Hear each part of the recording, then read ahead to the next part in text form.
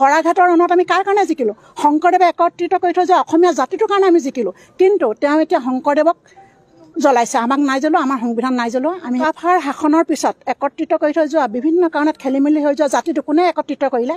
চুকাফাই কৰি যোৱাৰ পিছত খেলি মেলি হৈ গ'ল, মানৰ আক্ৰমণ হ'ল, অন্য কিবা হ'ল, তেনেকৈ খেলি মেলি হ'ল।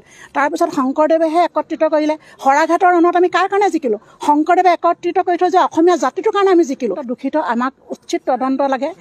যি বেয়া কাম কৰিছে তেওঁৰ শাস্তি হওক। আমি অনুষ্ঠানটোৰ নাম নকওঁ, ব্যক্তি বিশেষৰ নাম কৈছোঁ।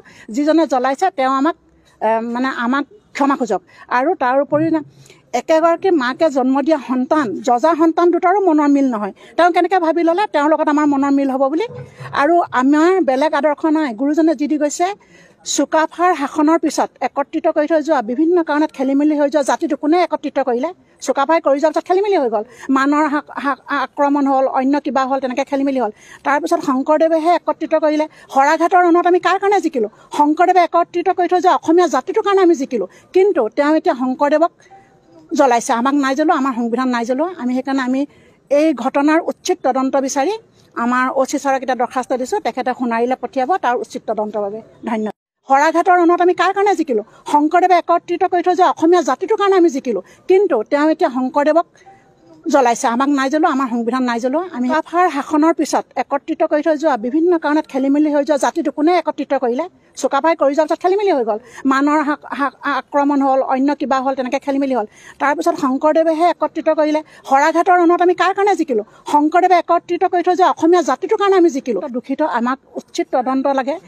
যি বেয়া কাম কৰিছে তেওঁৰ শাস্তি হওক। আমি অনুষ্ঠানটোৰ নাম নকওঁ, ব্যক্তি বিশেষৰ নাম কৈছোঁ।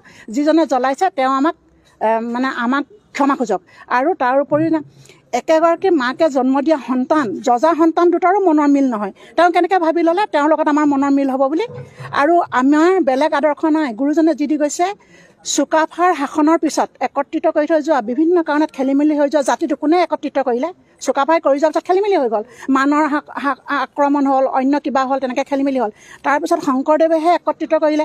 শৰাঘাটৰ ৰণত আমি কাৰ কাৰণে জিকিলোঁ? শংকৰদেৱে একত্ৰিত কৰি থৈ যোৱা অসমীয়া জাতিটোৰ কাৰণে আমি জিকিলোঁ। কিন্তু তেওঁ এতিয়া শংকৰদেৱক জ্বলাইছে, আমাক নাই জ্বলোৱা, আমাৰ সংবিধান নাই জ্বলোৱা। সেইকাৰণে এই ঘটনাৰ উচিত তদন্ত বিচাৰি আমাৰ OC ছাৰক এতিয়া দৰখাস্ত দিছোঁ, তেখেতে সোণাৰীলৈ পঠিয়াব তাৰ উচিত তদন্তৰ বাবে। ধন্যবাদ।